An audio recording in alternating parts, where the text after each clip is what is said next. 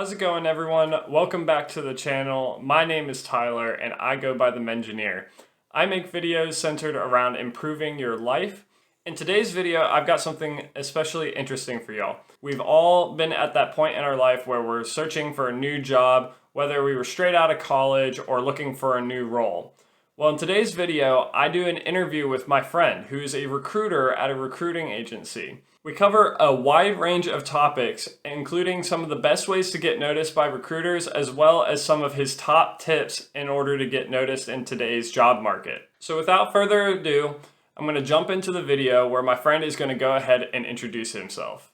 I hope you enjoy it. I am Brett Groce. I work for a RPO, which is a recruitment process outsourcer. Basically what that means is I'm working with a bunch of different companies, various industries, so tech, life sciences, pharmaceutical, a whole lot of different industries. And we work with all these different companies to help fill and recruit for their positions that they have open. We monitor their applicant pipelines. And in addition to that, we also go out and actively search for people by looking at their resumes on Indeed and other sites that are very similar. I hire for basically any position they have open. So I work a lot with engineering, manufacturing, technicians. I also do sales and marketing as well. What is the benefit of going with a recruiter versus just applying through the company website? So there's a couple of things. I have like some level of rapport with the hiring managers I'm working with. They might trust my opinion on candidates that I would send in. Additionally, you establish another like professional connection, and you're only looking for the genuine recruiters for stuff like this, but you'd have a professional connection. So maybe this role doesn't end up panning out or working out at the moment. So you can maybe say, oh, in the future, you can reach out for anything like this because I'm really interested. And, you might see on their LinkedIn, they post something related to something you might be interested in, and that could be a good jumping off point. One thing I will say, like you mentioned that it can be a professional relationship. And I have been told by people that if a recruiter contacts you and you don't necessarily have interest in the role that they're saying to you, but you know that someone else does, you can always direct the recruiter towards that person if you know that they would be a good fit. And that's another way to develop a relationship with that recruiter. And then in the future, you could potentially reach out and be like, hey, I remember like we were in contact, I directed you towards my friend, yada, yada, but now I'm looking for a role. Would you have anything in mind? And so that's another way to develop that relationship, wouldn't you say? Yeah, 100%. And, the recruiter is always going to value referrals. Referrals are always, a big thing that we would enjoy. And again, I think it's important, even just beyond that, to just add them on LinkedIn or something like that. I don't think LinkedIn should necessarily be viewed as a site where you just add friends. Value the professional connection that you might be making. One other thing I would mention is a lot of recruiters, myself included, some part of their compensation is related to the hires that they make. And in addition to that, it's related to the salary or hourly pay, or it can be like a percentage of that. And so they are oftentimes motivated to try and get you the best pay that you possibly could while also remaining in budget for the company. Next, one of the key points that we talked about is where do recruiters typically pull their applicants from? It depends on the position. So some positions get a lot more traction on applicants. Usually that would be sales and marketing positions. A lot of those people, know the companies that they're applying for. And so they actively seek out those companies and positions. Other times with stuff like technicians and engineers, very specialized work, that's kind of a candidate's market right now, which sort of implies that we have to go out and actively find and reach out to these people. Okay. So I'm sure that some of you heard him when he said that it was a candidate's market. What does a candidate's market mean? A candidate's market occurs when you have a lot of different jobs that need to be filled for a particular type of role. Let's say engineering, for example. However, you only have a couple qualified candidates. What this results in is that the candidates get to kind of have their pick and choose of which jobs that they want to apply to. So rather than having to apply to as many positions as possible and just hope for the best, they have plenty of positions available to them. So they're able to select the ones that they feel best suit them. This allows a candidate to be much more selective in their job search process. One of the things that I remember dealing with when I first graduated college was what are the things that I should focus on to get myself noticed the most? And one of the things that I dealt with a lot, and I think that we've talked about this before, was that I dove headfirst into my LinkedIn and a little bit too strongly. I was checking it every single day and getting really stressed out about if I was getting noticed on LinkedIn. What do you think is kind of the most bang for your buck that someone can do in order to get themselves noticed by either recruiters or the job sites that they're applying to? LinkedIn's a good start.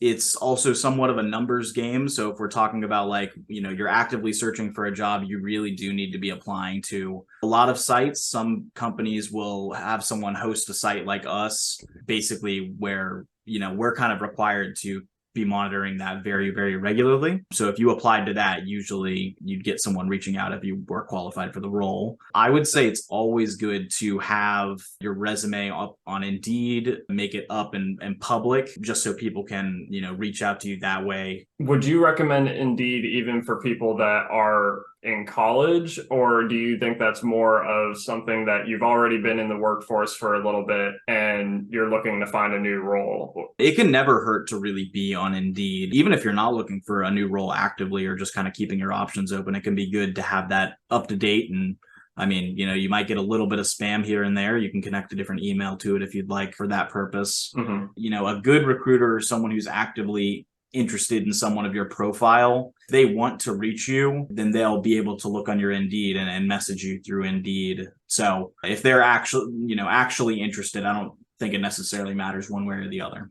Do you find that it's more effective to have a just plain and simple resume, or should you try and make it unique and stand out and catch the manager or recruiter's attention with like a fancy template? It's going to depend on the manager that's looking at it, whether they're more old school or new school. It's going to depend on the role. So, maybe something that's technical, something like, a technician, they might keep their resume plain and simple versus maybe marketing. You might want to spice it up a little bit. One other thing that I would add, and I think is really important, is personally, at least, I'm a fan of a nice, clean looking resume. I think using a template is perfectly fine. I previously had a not so nice resume prior to this position that I tried to make look very, very nice, but I think that came at the detriment of the actual content of the resume. It had a lot of empty space. It just kind of felt a little cluttered and just kind of blank. So I would say just try and make sure you're using the best of your space, just making it look professional. I mean, that's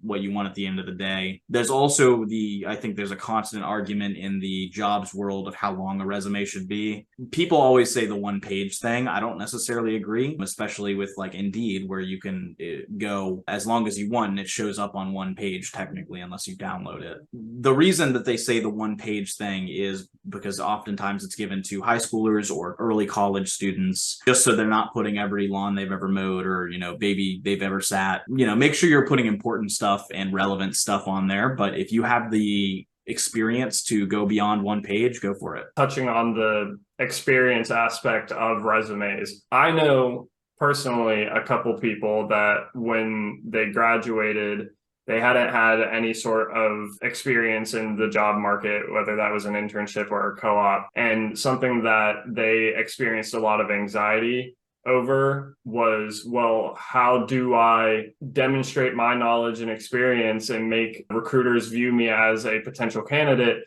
even though I haven't had that experience? So what would your advice be for people just graduating out of college or maybe looking for that first internship that don't have professional experience? Yeah, it can be daunting. As, a recent college grad myself, I can definitely understand that, having, a little bit of trouble getting your foot in the door. People will always say that's probably the hardest part, and I definitely agree somewhat there. There's a couple of things you can do. Mainly make sure that you're applying for positions that are entry level. That's going to be the most important piece. And you know that it is going to come back to the numbers game with stuff like this, where you're going to have to really be putting in the effort, especially at the end of college. One thing that I think would be the biggest benefit that you could possibly do if you don't have any career experience, say you're a college grad going into the industry that you went to college for. Again, I'll come back to engineering. Throw classes on there if you want, or skills that you've built up, things you've built a understanding of. So if we're talking about maybe computer science, you may not have industry experience, but you may say, oh, I know how to code in Java, C++, several other languages. I know how to do, a variety of the soft skills that kind of come with the role. Oftentimes, a skills section can both fill out the space on your resume that would usually be filled up with more experience, as well as show that, like, hey, at least a little bit of what you're doing for this position. A lot of entry-level roles will say, hey, 0 to 3 years of experience with a bachelor's, or 2 to 4 with nothing, or with a diploma. So those year requirements are going to be fairly set in stone most of the time, just because stuff that's put on job descriptions, like we have to deal with compliance, basically meaning that if it's there, for schooling, if we say bachelor's required and we want to hire someone who has a high school diploma, we can't do that without changing the job description and doing a little bit of extra legwork. For people going into the interviewing process, what do you think is the best way for them to prepare? Yeah, so bottom level stuff, simple stuff is, please go into the interview and know what role and what company you're interviewing with. You would be amazed the amount of people that I get that are like, is this for this position? And I was like, yeah. So number one is go in knowing that.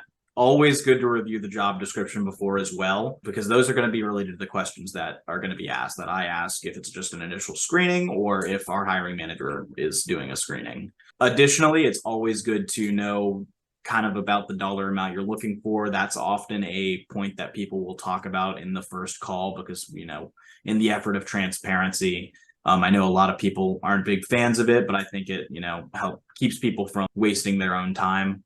Obviously, the usual professional dress and showing up early if it's in person, or even a few minutes early if it's online, is always beneficial as well. It shows that you're someone that they can count on. And, you can come with any questions that you might actually have for the company as well. One thing I will say, kind of branching off of that a little bit, is always take what management and people working at the company say with a grain of salt, because typically the people that you are going to be speaking to, or that they will put in front of you, say they offer to let you speak to an employee, is going to be someone that they trust to put the company in a good light. Another thing that I would give potential candidates advice in terms of doing is also potentially reach out to people who have left the company. And you can do that via LinkedIn and just kind of reaching out via messages, because if you reach out to them and you ask them why they left the company, you can determine if they just did it because, like,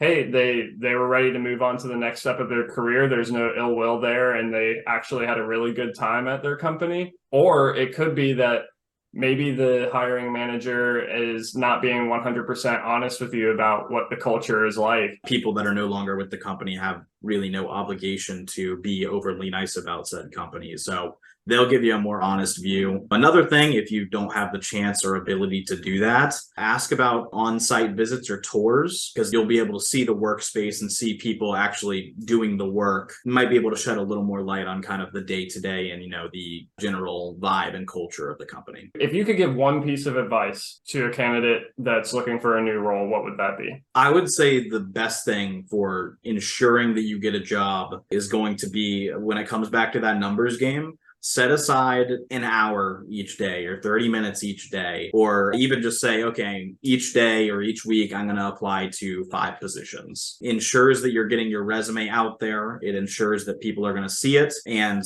the more regimented about that you are, the sooner and better responses you're going to get. It also gets you practice. In the beginning, you might not be getting very many responses to your resume. So you have friends or family take a look at your resume, help you refine it a bit. And then you start moving into the phase where you're getting interviews, but you don't have very much experience with interviews. So by doing them more, you get more experience and you become better at managing your presentation to a hiring manager. And it really is just a numbers game, because I mean, I remember my freshman year when I was interviewing for my first co-op, I did 27 interviews and I heard back from one. It takes time, and don't get discouraged with it. Yeah, and getting a job is hard. Getting a job is a full-time job in and of itself. I would say with the on the practice note that you made, you can definitely come across interested and engaged to a hiring manager, but you got to know how to sell yourself.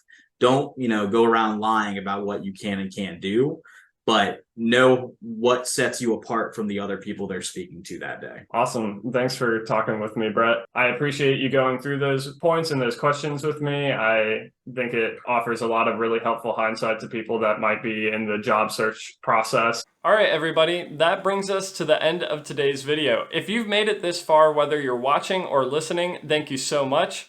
And if you enjoyed the information or you found it helpful, please feel free to leave a like or subscribe. It helps the channel to grow and reach new audiences. If you have any questions or comments of your own, please feel free to leave a comment down below. I try to respond to every single one that I can. And as always, if you're interested in other videos like this one, check out this video right here, where I talk about how to get yourself noticed at work while maintaining a work-life balance. If you're more interested in some of my more recent stuff, you can find my most recent video right here. Thank you so much again for watching, but until the next one, this is the Mengineer, signing off.